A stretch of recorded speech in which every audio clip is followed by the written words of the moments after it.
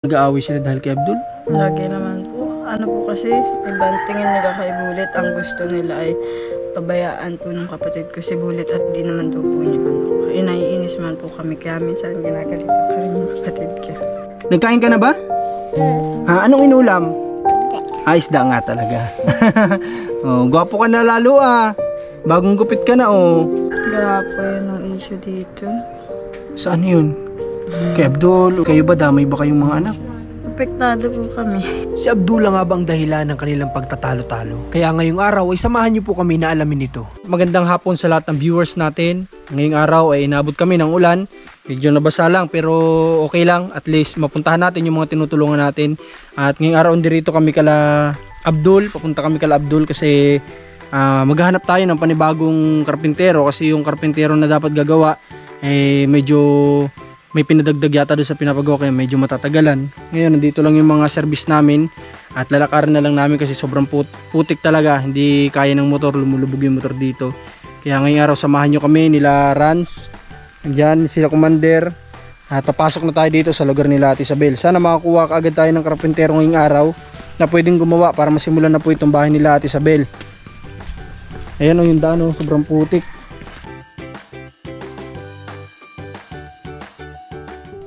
Gwapo ni Abdul, bagong gupit oh, andito sa tito niya. Oh, takot. Tara. Abdul, kamusta ka Abdul? Gwapo ni Abdul oh, bagong gupit na. Sino po nakatira dito kuya kayo? Si Mama po. Okay, tara kapatid po ito natin Isabel. Sobrang putik lang dito sa kanila.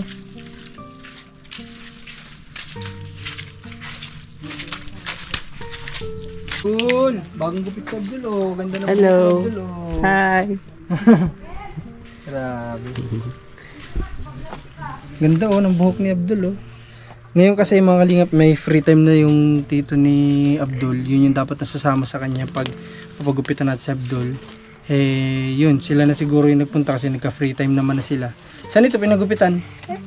Sa Kapalongga o dito lang? Ito lang po. Sa Alayaw? Sa sentro ng Alayaw? Grabe, kailan ito ginupitan siya? Ngayon lang o kahapon pa? Ngayon lang. Ngayon lang? Mabigat na si Abdul, huwag mo nang buhatin. Upo ka lang Abdul, sit down. Kumusta ka Abdul? Presko na yung ulo mo? Ha? Oo, presko na yung pakiramdam mo? At nagupitan na ay. Kaya presko na yung pakiramdam. Ikaw yung nag-aalaga kay Abdul? Ha? Pwede mo pati yung kamay mo. Anong ginagawa natin sa Bel? Anong ginagawa?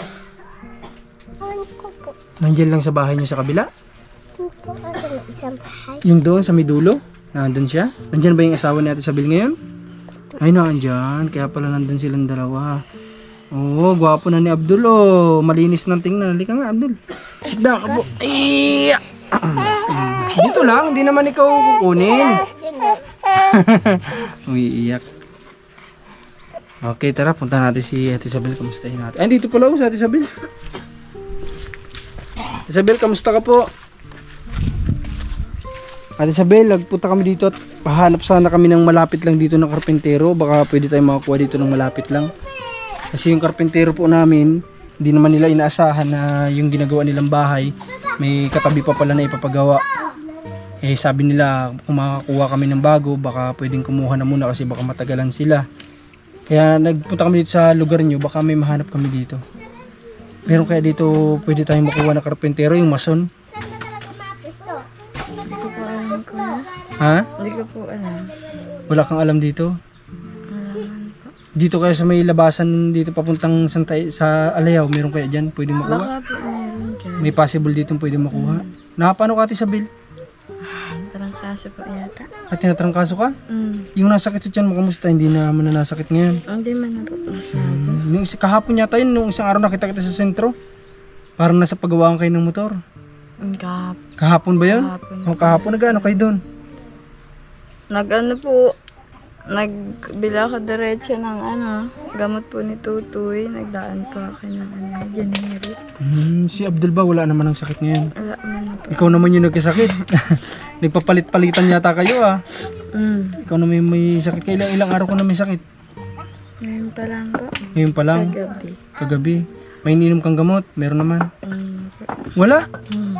Ay nako, paano gagaling itong mga ito pag ganitong walang iniinom na gamot? Ay, sa bagay, ang mga gamot niya yata yung para sa bata lang, no? Yun lang. Para sa inyong matatanda Inabot wala. po kasi kami ng ulan kahapon. Hmm. Kaya, Binilhan ng gamot si yung mga bata, sila Abdul. Siya naman yan, nagkasakit dahil sa pagbili ng gamot. Kumain na kayo? opo. Anong ulam nyo? Wala po. Ha? Hindi ko pa alam kung anong inulam nila. Eh, ba't ikaw? Ano, Hindi ka ba kumain? nagkain man din pa ako. Oh, anong inulam mo? Ha? Wala po. Gulay? Ha? Wala kang inulam? Ha? Ano man po, may kaunti man pong langka kanina. Yun na lang po yung inulam ko. Ewan ko lang po yung kambal. Bakit magkakabukod ba kayo? Hindi ba kayo sabay-sabay kumakain? Hindi po, di man po ako nagparalalabas tsaka nagparalalapit muna sa kanila. Ay, Oo, baka mahawa pa, ano? igi-igi pa Baka lang mahawa po pa yung ng iba. sakit. Okay.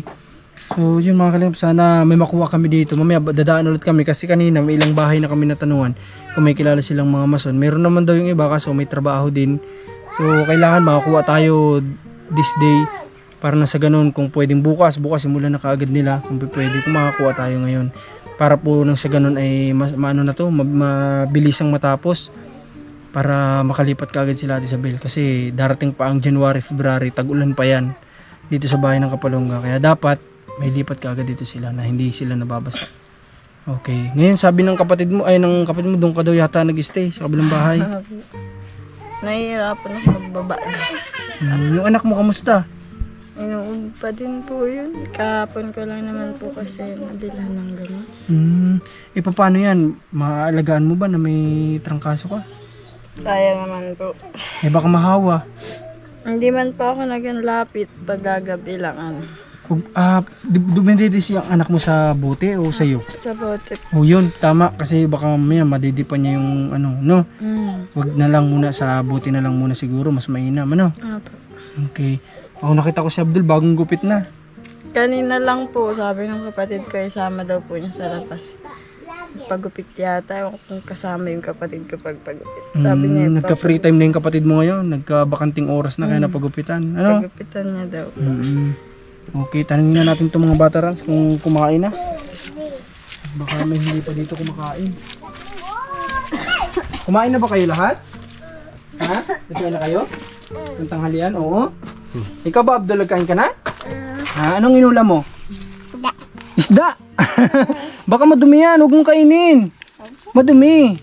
Huwag mong isubo yun, ha? Nagkain ka na ba? Ha? Anong inulam? Isda nga talaga.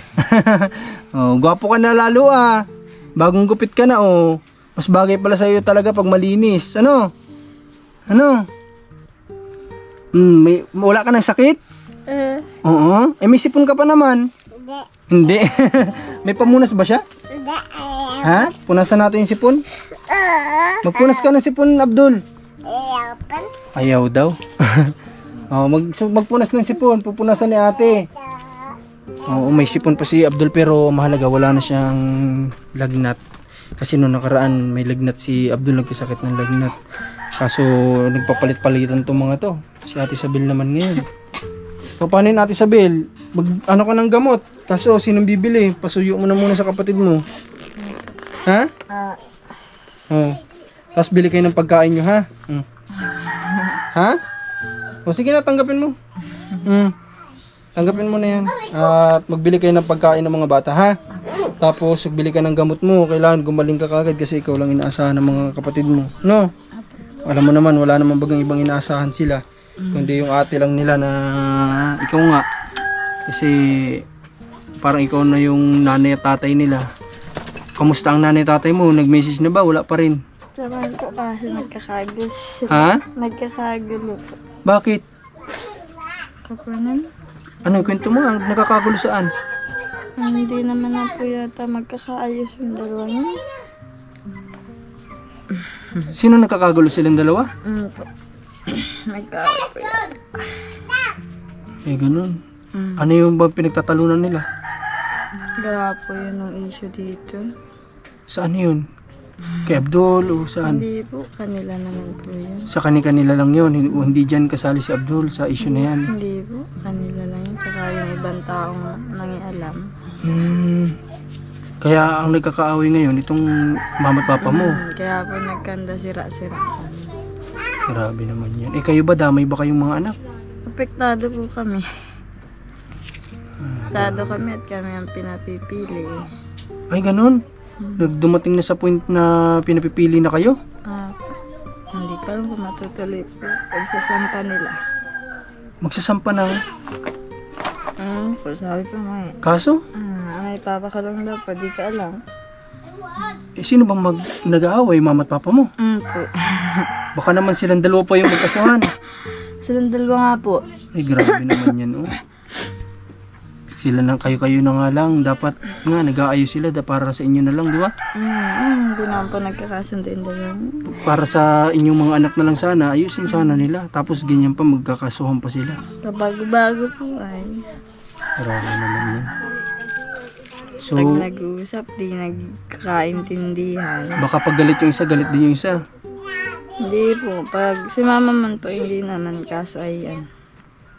Siguro ay na ano man po pag nakakarinig ng hindi magandang Maganda. salita. Grabe. Dito tayo sa Isabel, oh. Para medyo maliwanag. Kaya mo ba?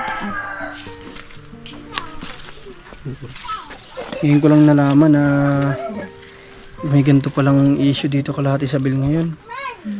Na Nakaraan ba po yun? naapektuhan sila Ate Isabel. Buti di ka naman na-stress sa mga magulang mo. Yeah, damay nga po. Hindi na-stress ka din ngayon. Ha? Grabe. Nasaan ba ang nanay mo ngayon?